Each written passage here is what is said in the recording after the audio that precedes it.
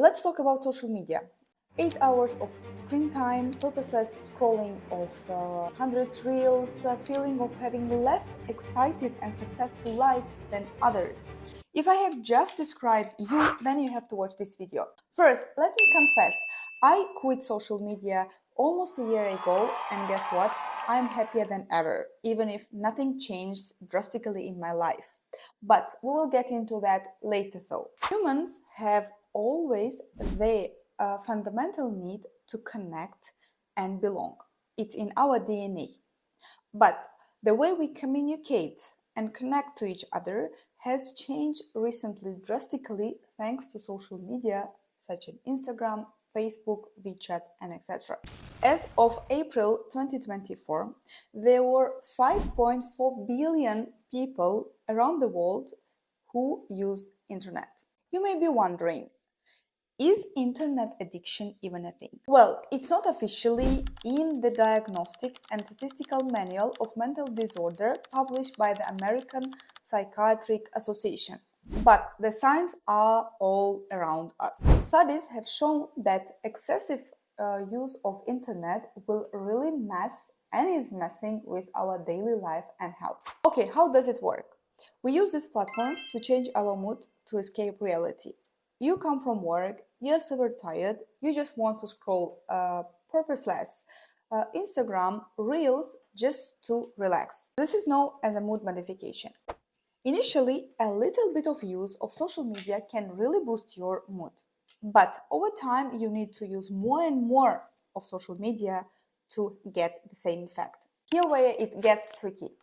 When someone addicted to social media tries to stop, they often face withdrawal symptoms. This can be psychological, like anxiety, depression, sometimes even physical. This discomfort usually leads them back to their old habits, causing a relapse. But the problem doesn't stop here. This cycle leads to serious issues. Internally, individuals feel a loss of control and experience inner conflict. Socially, their relationships suffer and they perform worse at work or school. I am not against the technologies. I'm against the excessive use of social media and mobile phones that we have. If we can control the usage of internet, it's fine. We can get a lot of things from there. But usually, most of us don't have this willpower to stop when we have to stop. What do we do first thing in the morning? Exactly, check our social media and phone. What do we do before we go to bed? Yes, we check our phone again. According to Data Reportal, in average, people's screen time is 2.5 hours. But we know that it's much more, especially among youth nowadays. My screen time was 8 hours a day. So let's stick to 2.5 hours in a day and make a little bit of calculation. That's 864 hours of scrolling in a year, or 36 days. It's a little bit more than a month. Assuming an average, people live 72 years. 16 is the eligibility criteria to use social media. But we know that most of the kids and children start using it much earlier. So if you use for 56 years social media with average screen time of 2.5 hours, you spend 5.5 years of your life on social media. Can you imagine? Okay, let's go a little bit extreme and say your screen time is around 8 hours a day. Can you imagine how many years of your life you will spend on social media scrolling and watching other people's life? I will tell you, it's 18 years. Oh my God. Can you imagine 18 years of your life? What can I say? I'm shocked. So it brings us to a point that there is even a new phenomena called nomophobia. Congratulations, because we just created a new type of phobia. Nomophobia is shorthand for no mobile phone phobia, namely fear of not having mobile phone with you. The criteria for nomophobia include regular and time-consuming use of mobile phones, feeling of anxiety when the phone is not available, repeatedly checking phones for messages, constant availability, and preference for mobile communication over face-to-face communication. While these platforms help us stay connected, there are dark side of social media addiction. One key factor behind excessive social media usage and negative effect is self-esteem. Think about it. When you're scrolling through Facebook or Instagram, you will see the highlighted life of other people. This will make you feel that your life is less successful, less excited, and less fun than lives of other people, especially if you don't know them. Research by Vogel and the colleagues suggests that people tend to make more upward social comparisons than downward social comparisons, comparing their lives to those they perceive as better off, and this really can diminish your self-esteem. It's not just about feeling down. Many studies on social media usage and mental health show that the prolonged use of social media, such as Facebook and Instagram, is positively associated with mental health problems such as anxiety, stress, depression, and negatively is associated with long-term well-being. For example, the time spent on social media is positively related to depressive symptoms among high school students in central Serbia and birds, and young adults in the United States.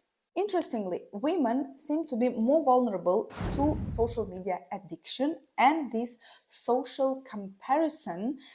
Please remember this topic because I will make separate video on that. The next thing is about performance. Your performance at school and at your work. Cross-cultural research of more than 10,000 people in 6 European countries, including Spain, Greece, Poland, the Netherlands, Romania, and Iceland, show that using social media, especially Instagram and Facebook, for 2 or more hours a day was related to internalizing problems and decreased academic performance and activity. Studies have shown that internet addiction is linked to poor academic performance because addicted students don't spend enough time on their studies. But it doesn't stop here. Internet addiction is also tied to poor job performance. Addicted workers often waste excessive amounts of time browsing the web during work hours, which affects their productivity. Okay, let me tell you something. Social media companies don't care about you. They just want your money. This is their business. Social media companies are fighting to get your attention to sell you things. In his book Digital Madness, the psychologist Nicholas Kardaras explained that people behind Instagram and Facebook not even designed this platform to be addictive, but they have kept them in this way. Even they can see overuse of social media and its harm on other people. Do you think Mark Zuckerberg allows his children to use social media? No, of course not.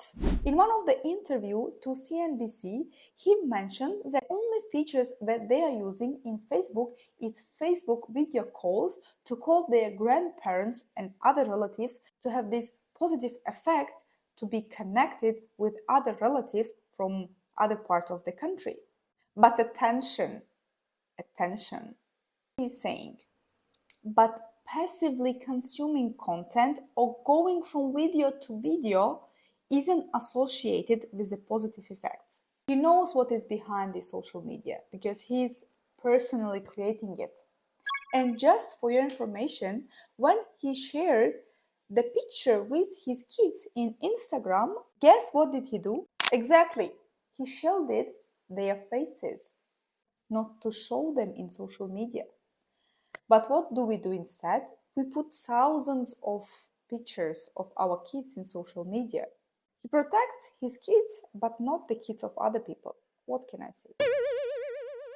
If you still think that social media is not a big problem, here you go. A number of countries, including China, Japan, Korea, United Kingdom, United States, and the Netherlands, have seen the establishment of clinics to treat social media addiction. It has been 9 months since I quit social media, and my life changed completely. First of all, I feel much happier than ever, even if nothing drastically changed in my life. I still have the same amount of things that I had before, but I feel much happier as a person, as a human being. Secondly, I have been much more productive in terms of my studies and career. In the last 9 months, I have been able to publish 5 scientific articles, with one of them for Q2 journal. If you don't know what is it, just forget it. I will have another video of how to write scientific articles, so stay here, don't go. Anyway, I have attended 5 scientific conferences where I presented my own research in 4 different countries, including Hungary, Russia, Italy, and Austria. These 9 months, I wrote much more for my dissertation. Thirdly, I pay much more attention to my personal development. Before I couldn't even read one book for 3-4 months. Now every month I can read 2 or 3 books. Every month. I'm shocked myself, you know. I start working more, I start spending more quality time with my husband, I start exercising and paying more attention to my physical health. You know what? Social media is saying that we are helping you to stay connected. They lie. They lie. When I had social media, I didn't have time to call my friends who I value, who I appreciate, just to talk, because I didn't have time. I was spending it on scrolling and looking Instagram reels. Now I feel much more connected to my friends just because I can call them anytime and talk to them. Just for information, I'm not mentioning all this to seem cool. I'm just telling you all this to show you that social media is evil and it's taking a lot of your dreams, achievements, and success that you could reach. So, this was my scientific research on social media and its dark side, and I hope I convinced you to quit social media and see you next week.